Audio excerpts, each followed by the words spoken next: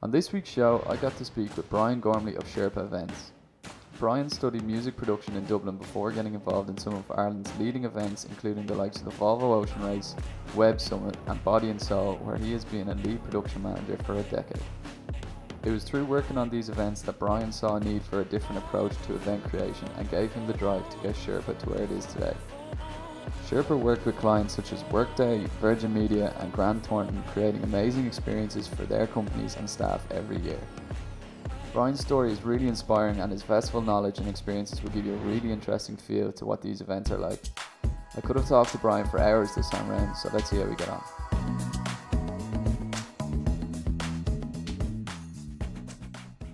Hey Brian, how you doing? Hey Owen, how are you getting on? Lovely to meet you. Yeah, thanks for asking me. Thanks for coming out, of course. Come here, your story is really interesting. You went back to college late, and now you've been working in events for over 10 years with Sherpa Events. What made you change your mind? Yeah, I mean, it's kind of I'll give you the short version of the long story, but when I was 21, I moved to America and I worked in New York for about 6 years. I just kind of went over as people do sometimes,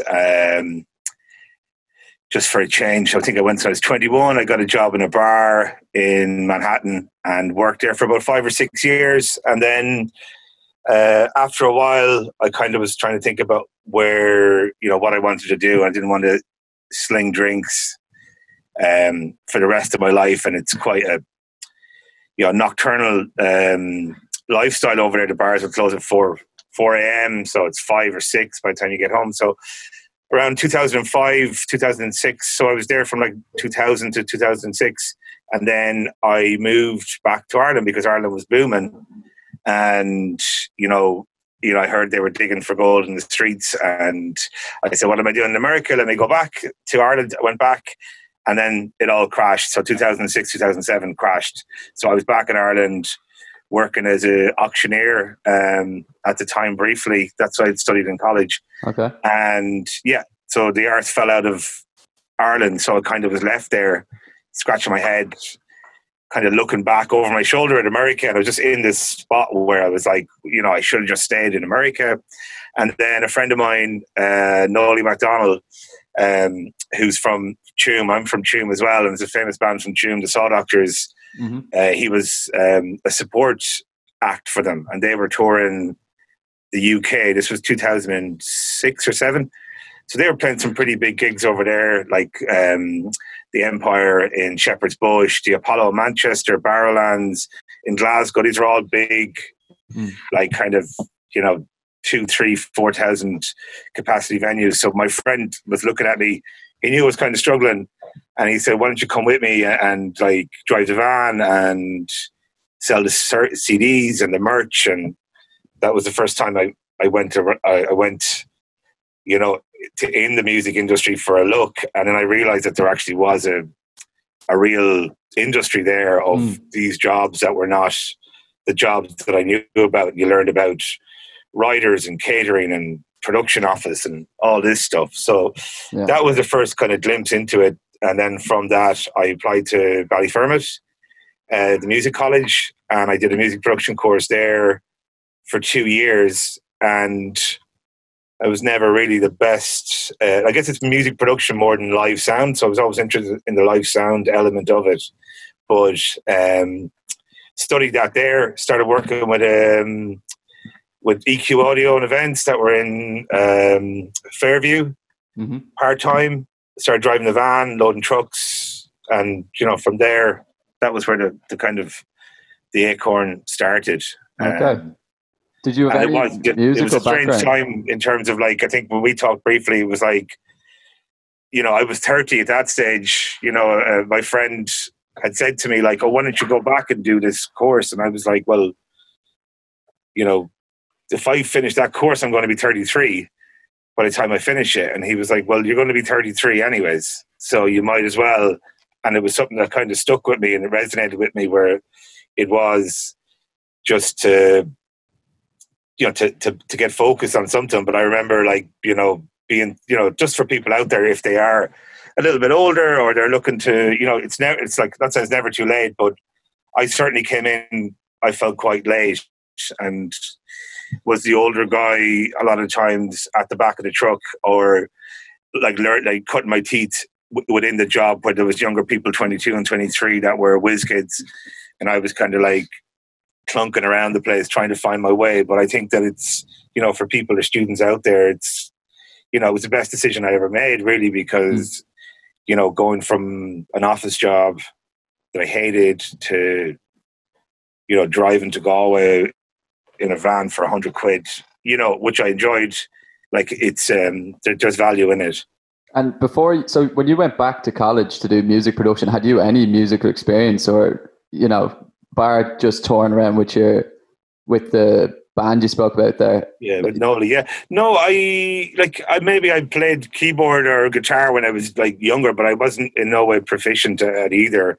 But no, it was just it was like, like through the looking glass. It was like, I was hanging out with the musicians, and we were going to the venue every time, and I didn't really know that there was this ad hoc industry out there where like these jobs were there.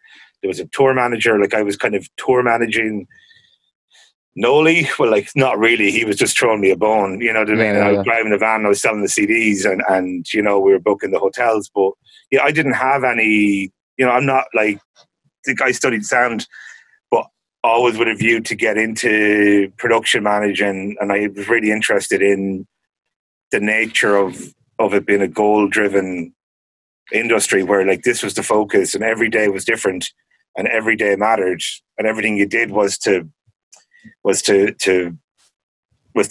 I couldn't deal with. The other side of life was just that phoning it in every time, every day being the same.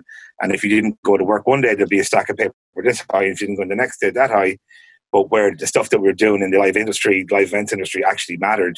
And, it was measurable what you were doing. So that really excited me. And the changing environment really was what I wanted. And once I got into that, I was like delighted. Yeah. It's refreshing to hear you say that, because I find the events industry really satisfying when you do get projects over the line, like you say yourself. So to hear it from another person's, yeah, that's to make it to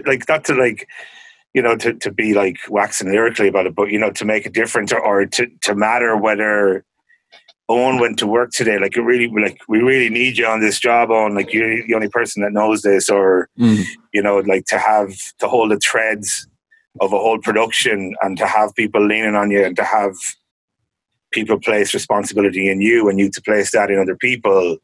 That kind of real connection with a project is something that I haven't, that I keeps bringing me back all the time. And, times like this, it is what you miss. Other industries are tipping away. Our one isn't. So that's what you'd be looking to get back to, is that trust, and asking for trust, and people giving you trust. Yeah. So when you were working with EQ, and, when did you decide to go your own way?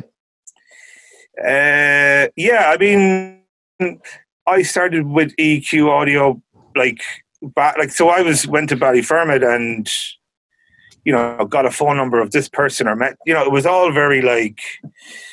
I think I volunteered at the Volvo Ocean Race in Galway at 29, 30 years of age, going down there with these.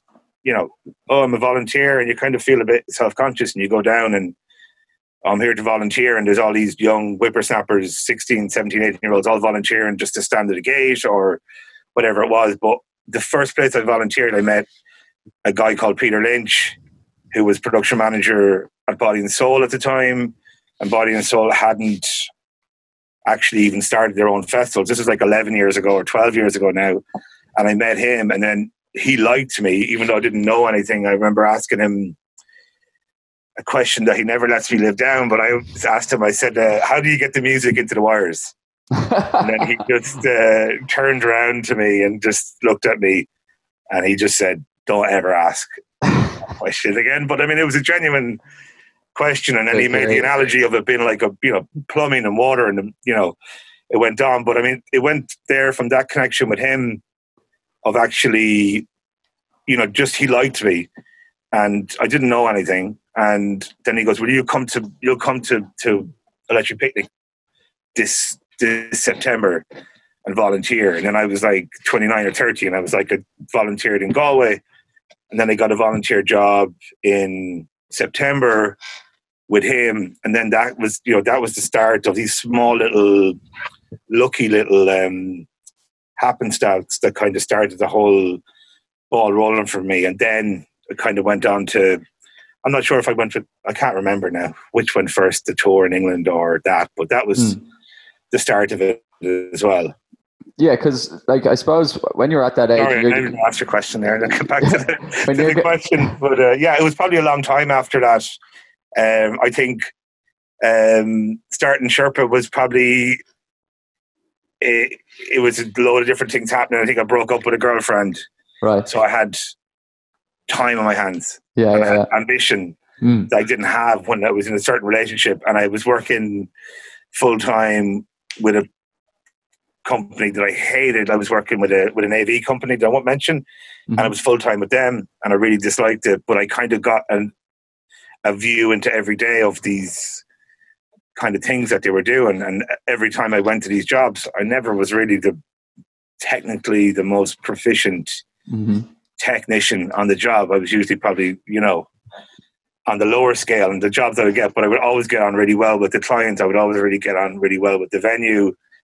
And I always had that interest in the relationships, that's the human side of it, and problem solving and seeing issues coming up the road, and, as opposed to, what frequency was popping or what, what I mean? What was, the more technical side of things. But that's where I kind of said, I can do this. I can, make relationships and maintain relationships with people. And I think that was kind of where I made the jump. And I think the catalyst for that was actually a relationship breaking down, and then being like, sometimes that, like, that dramatic time, the space between two things starting is that time of, like, not loss, but you're kind of reevaluate everything, and everything must go. And then that was it. It was like, so I started it, I think, December. I did the first job December 2015 for someone, like, it was at Santa's Grotto in the Crow Park suite. And I think I started Sherpa, the company, in April the following year. So it kind of actually started before it started. Yeah, I got you. But that's a big move to be making, I suppose. To take a gamble on your own company late. So that's, I suppose, later on in your career. Yeah, and look, I mean, I think that I spent time with some companies too long, and sometimes, like, the worst job you have is the biggest educator.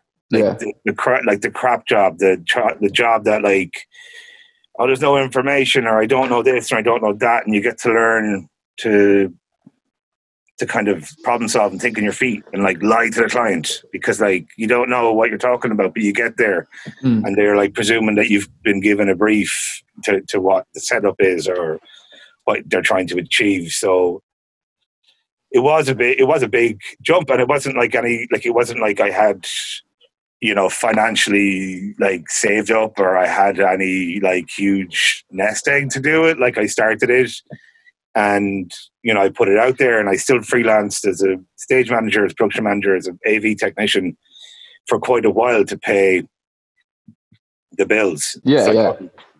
Working during the day, sometimes 5 days a week as a freelance AV technician, all the while trying to build whatever Sherpa was at the time.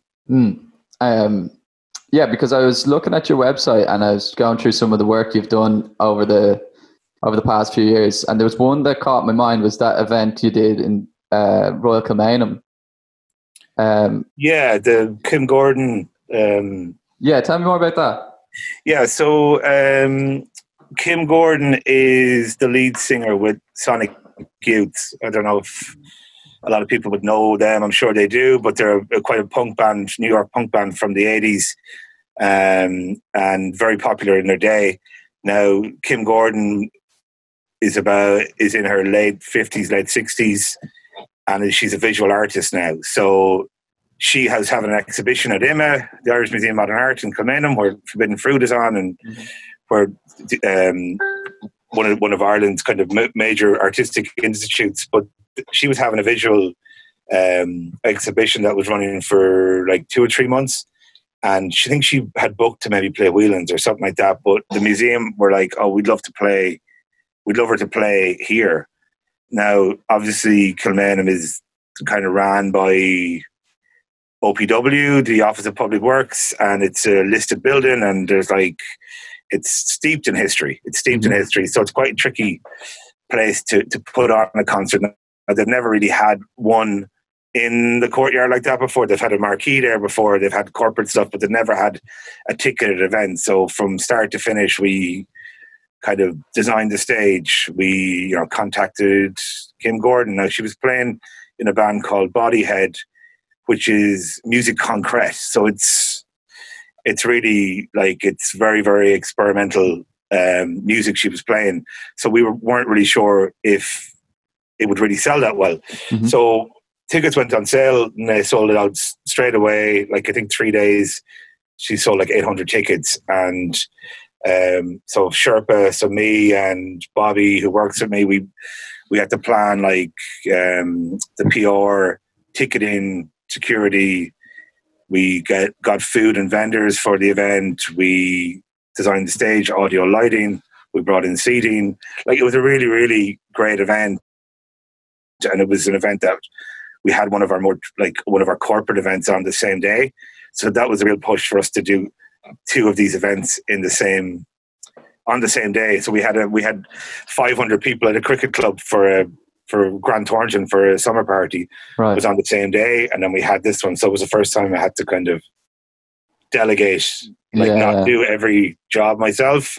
So I have Bobby Murray, a young up and coming event producer, working for me, and she looked after the other event, and I did the Kim Gordon one. And yeah, it was nice to actually have to make that jump where you actually have 2 events on the same day. Yeah, it's tough. You mentioned the Grand Thornton there, so you do corporate events as well, yeah?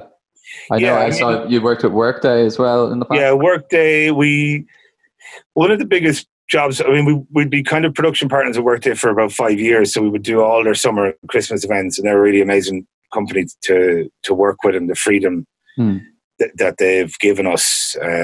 Last summer we had 1,100 people in Kilmainham again in IMA, and we did a fire festival. I don't know if you have the video there, but I can send you on the video. Yeah. But we did a fake fire festival, and we called it Dire, and we had the storm tent. Sorry, from the festival that went on over in the States. Yeah, fire festival. So we did it. We called it Dire, and we'll stick the video on over this or whatever. But we had the storm tents, we had the cheese sandwiches, we had the t-shirts made up, we had a beach bar with selling real drinks, and we had we had a 40-foot container truck with actors firing luggage out of it and calling people's names. So it was a kind of a immersive installation, but it was also quite a risk when you're explaining it to people. They're like, "You're doing a gig on the worst. Your event, you're modeling an event on the bookmarker for worst events." So they were like, "Just be careful, Icarus. That you don't be careful what you wish for." But it actually landed really well, and that's what I'm saying with a company like Workday. It's not every company that would really let you execute that kind of a plan for their event. Now, we had Jerry Fish do The Greatest Showman as a theme as well. So this was the theme was this big top, and the video will probably explain it a bit better than I can, but Jerry Fish was doing The Greatest Showman. But on the back, there was a Dire Festival, and that was kind of one of the kind of prouder creative things we got to do. But we also did TV3 rebranded from TV3 to Virgin Media, and we launched that for them in the Grand Canal Theatre or the Bord Gáis Theatre, and that was actually for pressure You know, they had code line play. We designed their staging and the set, the looks, and then we designed these giant oversized logos that they use all the time now. But you know, that was a real pressure show because that was 50 minutes, and it was live, and it was like, you know, it was Virgin Media, like this global brand that was taken over. It was all for TV, and that went really well. We've had a relationship with them since then, and we've done their autumn launch of the Normal thing in the National Concert Hall. So they're another big brand that we got to work with and kind of partner up with. You said so that when you were working with Workday, I know you obviously have built a relationship there already, but you know, what's the process there with, you know, say pitching for these corporate like summer parties and stuff like that? Are you invited to come in and, you know, pitch for each job and they have a budget to put towards it? Or yeah, you know, like they like, it depends. Each company is different. I mean, a lot of people have partners maybe they go back to every year, and then sometimes people want to change it up and they want to go a different direction or hear different ideas. But generally, you start with the company and the culture of the company, and if you can understand that, what they're about. Like some companies are traditional, like bricks and mortar, like they're, you know, and then there's other companies that are like Stripe or Slack or, you know, Workday or Salesforce that are like innovators, and they want to hear, you know, like the people that work there have been, you know, told there's no boundaries, you know, think it, build it, imagine it, while other companies like, no, we don't want that. So I think it's about figuring out what the culture of the company is first. Then you chat to the people that are decision makers, find out what resonates with them, then pitch a few ideas. I mean, the ideas are I mean, the fire idea was pretty, like, that was pretty good. So that's your concept, but in general, it's like we've done Alice in Wonderland, we've done like Hawaiian theme, we've done, you know, like Masquerade Ball, at Christmas time you might do Masquerade Ball. A lot of the themes are kind of reoccurring themes that everyone does, but yeah, and then you pitch it, and then you find out like what their budget is, or you try, I mean, you know, what scale they're looking at, and then you build it like from, if it's a storyboard, a mood board, which is like, maybe a lot of people know, I didn't know what it was. A mood board is a vibe, like a little, like a picture, like if it's Alice in Wonderland, it'll show a picture of the cartoon and then something in real life that looks like it, and you take them on a little visual journey, and those visual aids are like, they're like like you can talk all you want like this, like we could talk about the Fire Festival, but you could show the video, and you know what I mean, a minute of the video will be the same as, so the same thing with these mood boards, is these visual tools that you can use, that people see it, and you can it makes a difference, obviously. It makes a huge difference, and that's something that I've always looked, that's one of my skills, one of my, like, the shortfalls, not one, but one of many shortfalls is I'm really bad with, like, you know, doing up these things, or, you know, like just the binary, just the ones and zeros. I'm too old to learn anything new, but that's why I think it's a good skill for people out there, I think, that are looking to upskill, like SketchUp, Canva, all these, like Canva is basically a mood board program. It's really cheap. SketchUp, these 3D mock-ups you can do for people taking them. Yeah, it is. They're all the sales tools. And obviously your experience from the likes of Body and Soul has, you know, inspired you or given you some sort of creativeness to like build these events. If you're taking a festival, you're basically effectively building a festival the odd time for these corporate clients, aren't you? Yeah, like the bigger ones, like the bigger ones. Yeah, you are, like you're getting a site, you're drawing up a map, yeah. And I think from Body and Soul, but it's quite a poignant week because today we should be down in Ballinlough. The festival should be kicking off in about 2 hours' time. So I was listening to, I don't know if you tuned in to Today FM or if you listen to Today FM, but Claire Byrne, does she work with Body and Soul down there? Claire Beck. I thought it was Claire Byrne. She's Claire Byrne is a green part. Sorry, Claire Byrne does work with Body and Soul. She's a green partner. Yeah, and she was just saying that, you know, there could be something like 1,500 to 2,000 people working down there on site, like without a job this weekend. Yeah, and there's a lot. Yeah, and like people, you know, it kind of is a compass. Like I would have been production manager this year, and it's, you know, and that's gone from being a volunteer from like for 2 years, and then, you know, being a stage manager, and then being assistant manager, production manager, assistant, and then sponsorship manager. And but like the whole, you start working on this, you know, in December and January, and usually you don't stop until the week afterwards. So it is a huge void, and it's kind of a compass for the year. Like it's this before Body and Soul, after Body and Soul. Like what are you talking about? When was that? Was that before? So it bookmarks, and I'm sure you have similar projects too, that they bookmark. That's your life. Don't talk to me that week.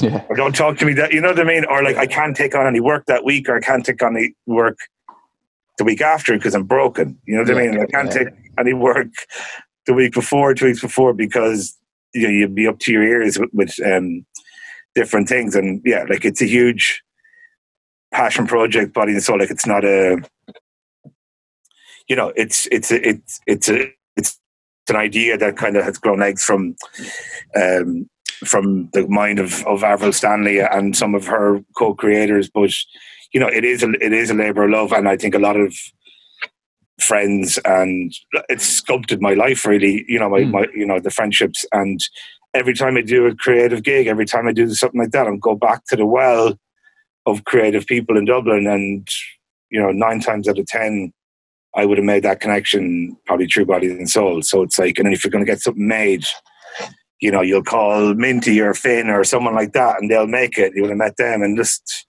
like, there's loads of, you know, site managers like Megan Best or whoever. Like, it's a lot of times you go back to that well, and it's for creative and for advice.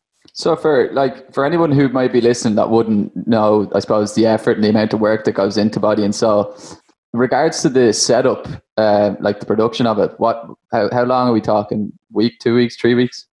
Yeah, I think I'd have to check with Megan, but I guess they have a lot of things called bursaries. So they have, last year they had a bursary for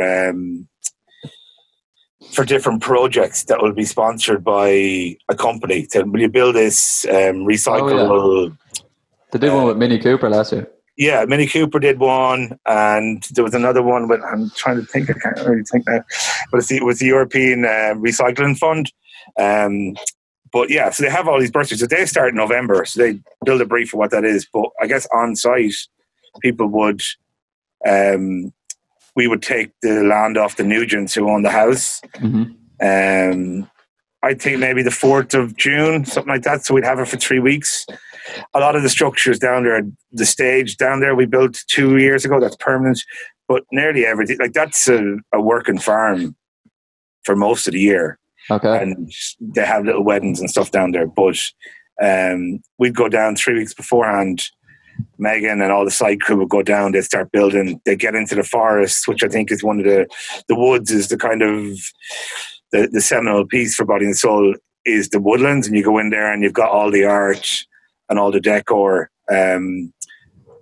Those guys get down there quite early, maybe 3 weeks beforehand. So you look at like, maybe the first day on site would be the 2nd or 3rd of June. The event would be on the 19th or 20th. So yeah, quite slowly, like, so right up until a week beforehand, you could have like 1,000 people milling around, boogies, carpenters, artists, technicians, site crew. And they're the days, you know yourself, they're the days in catering, you know, the sunny days before the build up where everyone's sweaty and tired and giving out about the food, and, you know, and then it's a few days afterwards, and then the days of the festival are different. But for us in production, we kind of have a bit of fun in the days beforehand. We've no fun for the days, and then we've fun afterwards. And then for the build crew, they have no fun during the build. They have fun for the weekend. And so we're always on this crossover, like you're trying to have a bit of crack with them and they're under pressure before it. And then during the event, they're trying to have a crack with you and you're just like, I can't have crack. So there's a time where it all crosses over. I'm not sure if you're aware, but I heard that Body and Soul wasn't returning to Electric Picnic this year. That was the idea. Did you know any, or did you hear anything about that yourself? Yeah, no, that's. I think that is confirmed. That was confirmed. And how did that work? Do you know, like, you know, Body and Soul or Electric Picnic obviously contracted Body and Soul then to come in and take an area. Is that right? Yeah, like that's a really, really long story. It goes back to John Reynolds, who used to own Pod, and then Pod and Body and Soul were kind of collaborators. Avril and John were close friends, and he guided her in the early days of her festival. He gave her the start. He brought she had a little holistic area in Wilderness. Then John asked her to come over to the Electric Picnic. I think I'm getting this right, to do Body and Soul, which started off as like a couple of fences and a couple of like massage, holistic kind of treatments. And then afterwards, I think Festival Republic bought out John Reynolds, and then they continued. And then I think this year it's just become like, you know, it was supposed to be 70,000 people or something like that. I think it was just a year where both organizations were going into different directions, and it seemed like a good time to part companies. I wouldn't be privy to the exact ins and outs of what that was, but I know for us as Body and Soul, it kind of re-centered our concentration on our experience, and then for our followers or our kind of people or tribe, whatever you want to call it, they could get a bit of Body and Soul at Electric Picnic. While this year they had to go to Ballinlough. So I think for an awful lot of people, they're excited to go back, because I think for a lot of people, especially older people, when they would go to Electric Picnic, Body and Soul was this huge part of it, where everyone would go see Rage Against the Machine. I'll see you back in Body and Soul, and let's go there and we'll go back to this Body and Soul for something to eat. It's got the best food. Let's go back to Body and Soul for a chill out. It's got the nicest people. You know what I mean? Where there's different. I think Electric Picnic just got so big that a lot of people. But I think they were going to do something similar there, anyways. Like, it's a lovely little natural amphitheater in the middle of the field there. So I'm sure they would have came back with something that probably wasn't that. But I think Body and Soul too, back in the day, we used to be one of the latest stages going in Electric Picnic. When I started there, I remember they used to close the big steel gates and people would be running over the stage. And while now there's like Electronica, what's that one? In the woods? Yeah, big, huge stage. There's Red Bull, there's like Jerry Fish. There's stuff going on like all over the place there. Yeah. So I think we were getting a little bit like drowned out. So, but it was making our own festival, you know, bringing it more into focus for us, and I think for people that were into Body and Soul's ethos. So you said that obviously you're meant to be in Body and Soul this year, but the way things are, it's not. I don't like talking about what's in the air at the moment anymore, because it's all but we can't. I know we don't really want to like dwell on it, but have you changed anything with Sherpa, or are you just going to hold out, I suppose, until live events return? I mean, we're still scheming and plotting, and there's kind of a few. Do you mind if I ask you, are you seeing any of your existing clients, are they talking about 2021, or are they waiting to see what themselves? Yeah, like a lot. See, I mean, I have a lot of corporate tech company clients, and they would be dictated by, you know, Silicon Valley or what are they doing? Like, these bigger companies act like small countries. They have their own, you know, so they say, look, we're not going to do this, we're not going to do that. And so that'll be, the summer parties quite quickly disappeared off the calendar. And then the Christmas parties are gone too, but maybe there's one or two that haven't really been decided upon. But a lot of stuff was just pushed forward. Like, I was technical production manager for St. Patrick's Festival this year as well. And Karen Walsh, who had kind of put together an amazing program, has kind of managed to pay, like, to kind of say, look, we really believe in this program. So we had like Richie Egan and Gruff Reese playing Christchurch. We had Annie Mack doing a gig with Kojak, Denise in Guinness. we had some amazing gigs up in the Pepper Cancer Church, and we just managed to take the whole program and be like, we're doing it next year. Okay. So I think for St. Patrick's Festival, because it's a national kind of celebration, we're able to do that. But it's not as easy, I think, for private companies. But I know Body and Soul will be back for sure. And the corporates, like that budget just kind of goes and gets gazumped over. But there's a huge appetite out there. People are gagging for gigs. Like there's quite a lot of interest in people looking at different ways to figure it out. And I think in recent weeks, like I had spent a lot of this unprecedented time in Galway, where I'm from, but I've been back in Dublin for 2 weeks, starting to work again.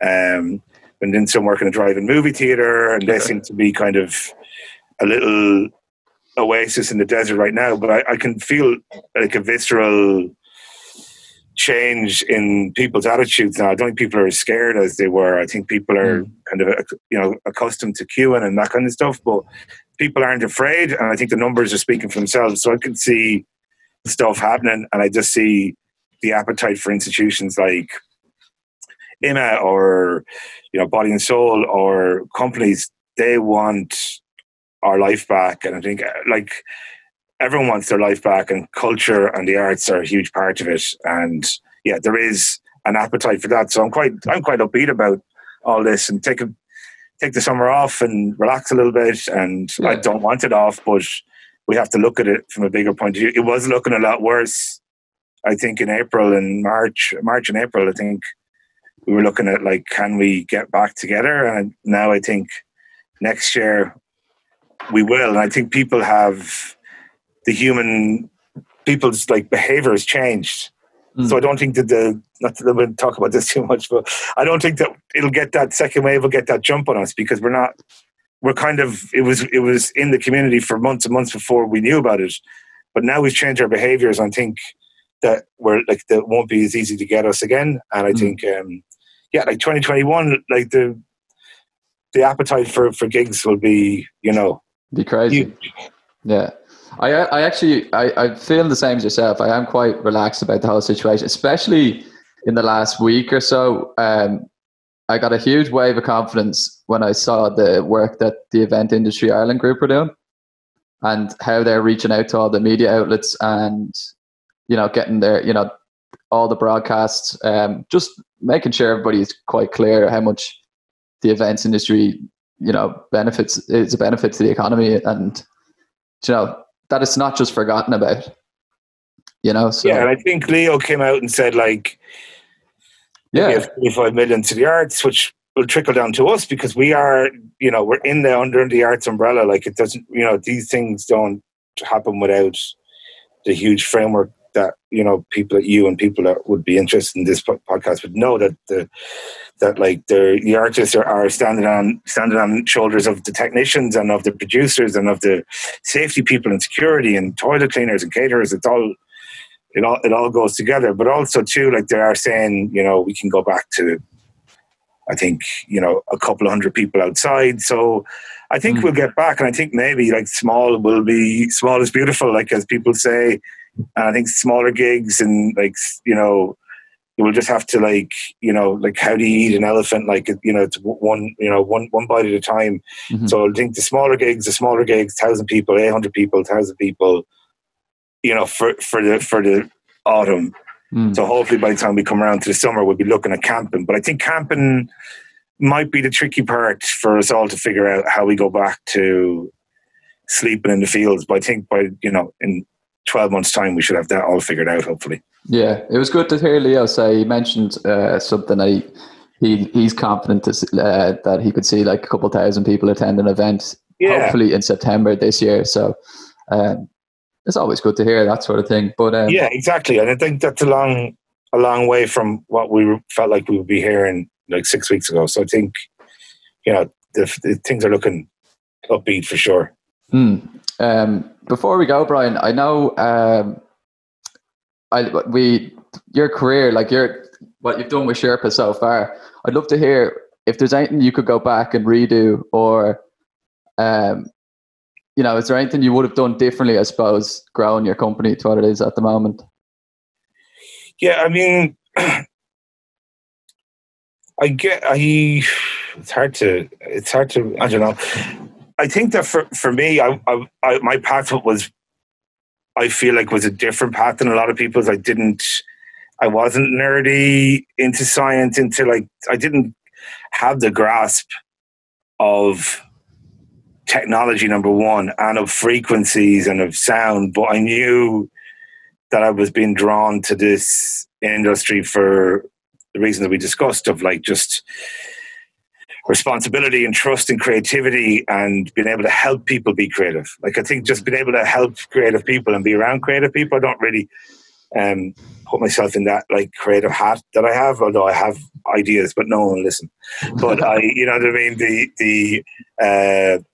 But like, just to be around creative people was enough fuel for me. But I volunteered like all the time. Like, when I started out, like, it was in the recession, so it was like Volvo Ocean Race, Body and Soul, Electric Picnic, Hard Working Class Heroes. Like, the only way, like, I wouldn't do that differently, because that kind of got me in. But if I was giving advice to people, it'd be like, that would be it. Would be like, just get out.